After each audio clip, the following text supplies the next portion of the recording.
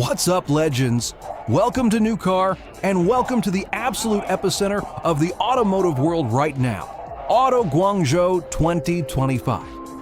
I've been to Detroit, Geneva, Tokyo, Paris, IAA Munich, but nothing, literally nothing, prepared me for this. 1,085 cars, 629 of them electric or plug-in hybrid, 93 world premieres, over 800,000 visitors expected. And I'm standing in the middle of it all, heart racing, because what's happening here in China is about to rewrite everything we thought we knew about cars. Let's set the scene. The show runs from November 21 to 30 at the China Import and Export Fair Complex. 240,000 square meters of pure automotive insanity split into 16 massive halls. Hall 1 to 8, Chinese brands. Hall 9 to 16, the foreigners. And guess which side is louder, brighter, and has longer queues? Exactly. First number that blew my mind. 58% of every single car you see here is a new energy vehicle. Last year it was 43.7%. That's a 14-point jump in 12 months. For context, at the last Frankfurt IAA in 2023, only 22% were electrified. China didn't just cross the tipping point. They sprinted past it and are already lapping the field. So, where do we even start? Let's kick off with the car that literally made me stop recording for 5 minutes and just stare. The Leapmotor A10, $10,000. That's the starting price in China. For scale, that's cheaper than a base Toyota Corolla in most countries. And yet, look up. There's a roof-mounted LIDAR spinning right now. Level 3 highway autonomous driving is standard. 800-volt architecture, 0-100 in under 6 seconds, and it looks, honestly, gorgeous. Clean lines, flush handles, a light bar that runs the full width. Stellantis took a 20% stake in Leapmotor last year, so this exact car, maybe with a different badge, is coming to Europe and possibly the US in 2026. 10 grand level 3 EV. Let that sink in. Okay, family guys, come with me. Kia just launched the long wheelbase 7-seat EV9 here, and it's the most over-equipped family hauler I've ever seen. Air suspension that can raise or lower the car by 10 centimeters on the fly, second row seats that swivel 180 degrees to face the third row, a 14-inch screen that slides out from the ceiling for the kids, zero-gravity recliners with massage and heating, fridge, 360-degree cameras with transparent chassis view. In China, it starts at 309,800 yuan, about 43,000 USD. In the US, the current 6-seat EV9 is 25 grand more expensive for less equipment. Yeah, I'm mad too. Now let's go full luxury. NIO ET9. This is their answer to the Mercedes EQS and BMW i7. 925-kilometer claimed range, 900-volt charging, 120 kilowatt-hour battery you can swap in 2 minutes 40 seconds. But the real magic is inside. The entire roof is one giant 8K micro LED sky panel that can show stars, clouds, or your Netflix show. Rear seats recline to 68 degrees with footrests that pop out of the front seat backs. And the AI? It's called Autonomy Halo 2.0. It remembers how you like your seat, your music, even your preferred cabin scent, and adjusts everything before you open the door. This isn't a car. It's a rolling first-class cabin.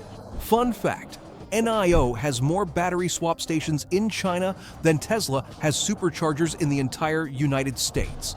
Think about that. BYD time. Everyone knows the Seal and the Atto 3. But here they brought the big guns. Yangwang U8, the 1,300 horsepower electric supercar that does 0-100 in 2.0 seconds flat and then jumps 3 feet in the air on its hydraulic suspension for fun. Yes, they do live jump demos every hour. And then there's the U8, the 1 million yuan off-roader that can literally float on water. They have a tank filled with water inside the hull. And every 30 minutes, the U8 drives in, seals shut, and paddles around using the wheels as propellers. The crowd goes absolutely wild every single time. GAC Hyper brought 2 cars that look like they're from 2035.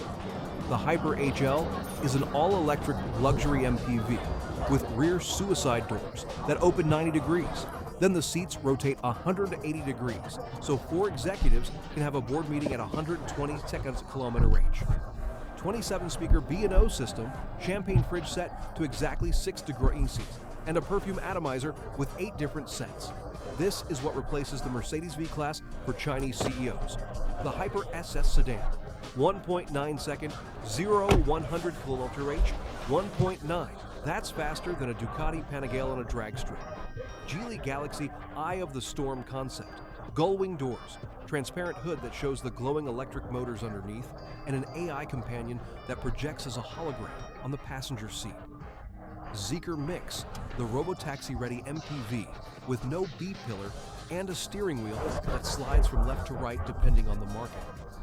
XPeng showed their flying car again, this time with CAA type certification already granted, road legal in 2026. Okay, let's be fair and walk over to the international side.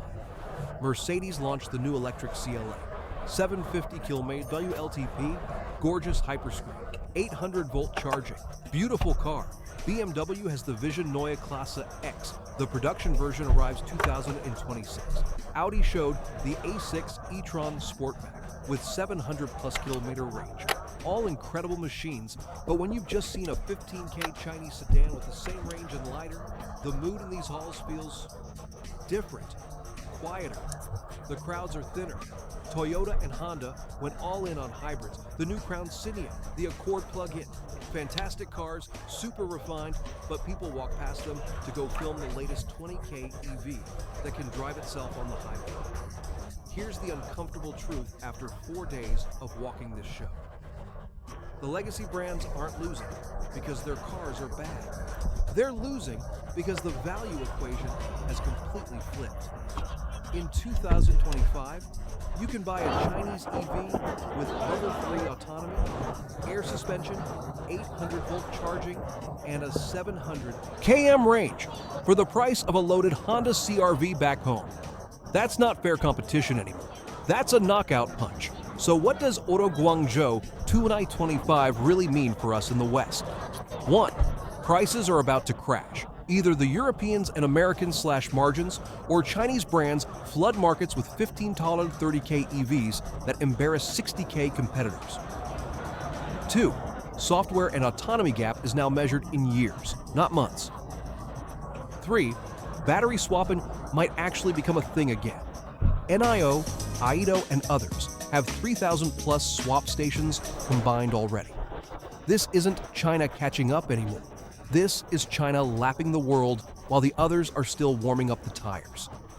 If you're watching this and thinking, okay, but when do we get these cars? The answer is sooner than you think. Leapmotor, Zeekr, XPeng, BYD, GAC, they're all building factories in Europe right now. Some of these cars will be in showrooms in 2026, 2027, wearing European plates and prices. That still won't be cheap enough to compete on spec. Drop in the comments which car shocked you the most.